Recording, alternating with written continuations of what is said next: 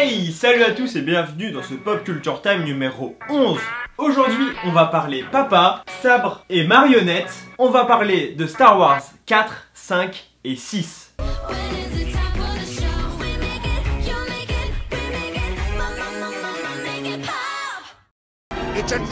Alors, comme vous l'avez vu, j'ai décidé de traiter les premiers films. Et ils sont premiers par rapport à leur date de création, mais 4, 5 et 6e film si on suit la chronologie des films. Et si j'ai choisi de traiter les trois en même temps, c'est parce qu'ils sont assez similaires. Et faire un Pop Culture Time sur chacun aurait été très vite redondant. Bref, Star Wars est une saga cinématographique prenant la forme d'un space opéra créé par George Lucas dans les années 70. Et vous allez très vite retenir son nom car il revient tout au long de la vidéo. Oui, car tout commence en 1973 alors qu'il venait de réaliser American Graffiti, un film assez expérimental. Il souhaite faire un remake de Flash Gordon. Go, Flash, go!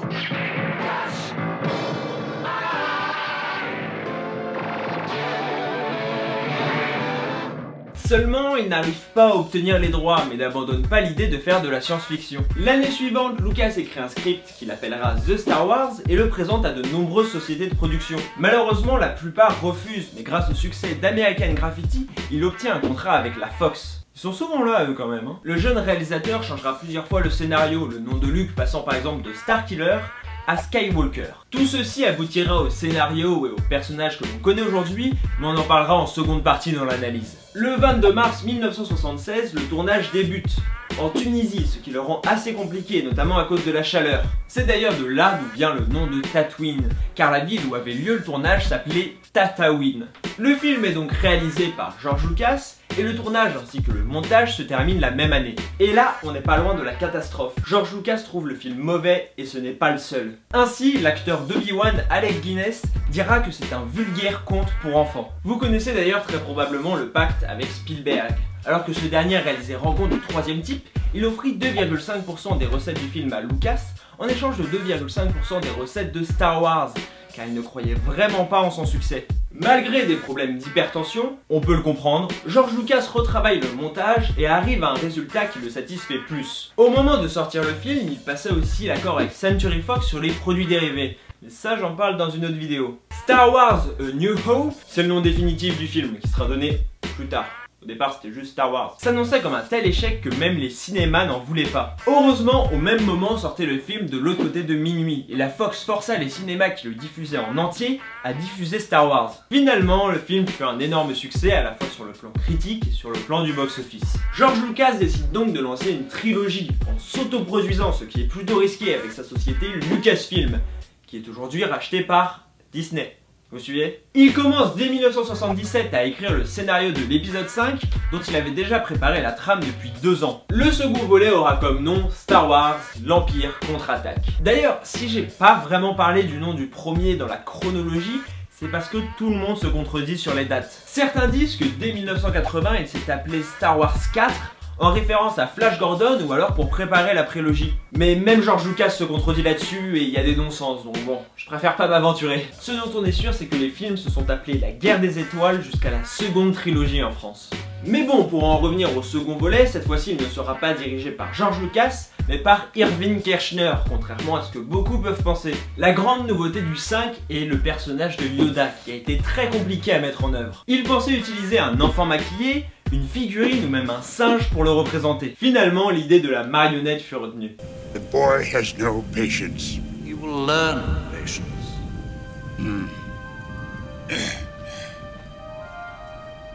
Much anger in him. Like his father.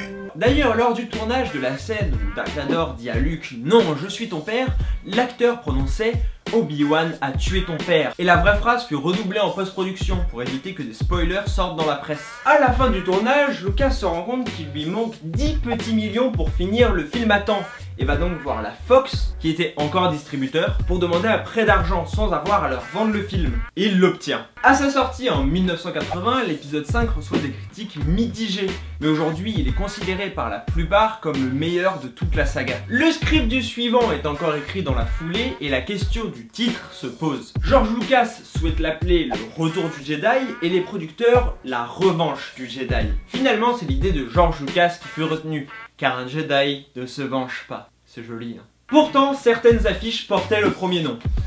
Comme quoi Star Wars et les noms de films, c'est toute une histoire. Aussi pour la fin, deux versions s'opposent. Au départ, après que son père soit mort, Luke devait reprendre le flambeau de Dark Vador et donc devenir méchant. Mais Lucas trouvait cela trop sombre pour les enfants et la fin fut donc modifiée pour celle que l'on connaît aujourd'hui. Encore une fois, George Lucas ne réalisa pas le troisième film qui fut réalisé par Richard Marquand. Et oui, Lucas n'a réalisé qu'un seul des 3 premiers Star Wars. Je le savais pas, putain, j'apprends des trucs dans mes vidéos, c'est génial. Le film sort en 1983. Et c'est un succès. Bref, tout ceci était le résumé à la fois le plus exhaustif et le plus synthétique que je pouvais faire à propos des 3 films. J'ai volontairement enlevé plein d'anecdotes pour pas que ça soit trop long, donc si vous en avez que vous connaissez et que vous avez envie de partager, n'hésitez pas à les mettre en commentaire. Maintenant que cet historique un peu long mais indispensable est fini, on va passer à l'analyse. Et pour bien comprendre Star Wars, il faut d'abord cerner le scénario qui se base sur un principe narratif très simple, le voyage du héros. En gros, le film commence et le héros est dans son quotidien lambda et assez calme. Il sera ensuite amené à l'aventure suite à un problème ou un défi. Au début, il hésite, mais il sera poussé par un mentor qui lui donnera parfois une arme magique. Puis un événement oblige le héros à partir à l'aventure sans qu'il puisse revenir en arrière. Il traversera des épreuves, rencontrera des amis pour enfin atteindre l'objet de sa quête. Ce schéma très simple s'applique parfaitement au Seigneur des Anneaux, à Harry Potter ou même à Matrix. Et si vous voulez en savoir plus, je vous invite à aller voir la vidéo de Durandal car c'est de là dont je tire l'analyse. Mais outre la construction du scénario, l'histoire de Star Wars est intéressante à approfondir, notamment son aspect politique. Tout d'abord, il y a la comparaison entre les Sith et les nazis qui se vérifie tout au long des différentes trilogies, et c'est encore plus évident avec la dernière et le Nouvel Ordre. Là, c'est quand même compliqué de nier la ressemblance. Mais bien qu'acceptée par la plupart, cette théorie est en partie rejetée par Thomas Negaroff, un historien qui a écrit le livre « Je suis ton père, la saga Star Wars, l'Amérique et ses démons ». Selon lui, Star Wars décrit une nation démocratique basculant vers le côté obscur. Et cette nation n'est autre que l'Amérique, représentée ici par Dark Vador, qui fut avant Anakin l'enfant prodige avec tous les talents. Pourtant, il finira par se tourner vers le côté obscur. Cette idée est même appuyée par George Lucas qui en 2005 disait « Un des concepts de base a été de montrer comment une démocratie se transforme d'elle-même en dictature ». De plus, entre l'épisode 4 et l'épisode 5, les scénaristes qui travaillent en sa compagnie demandent à George Lucas de décrire Palpatine. Ce dernier leur répondit Richard Nixon, qui venait d'être président des États-Unis et qui avait démissionné suite au scandale du Watergate. Il avait entre autres espionné des ennemis politiques. In a period when our entire focus should be on the great issues of peace abroad and prosperity without inflation at home. Therefore, I shall resign the presidency effective at noon tomorrow.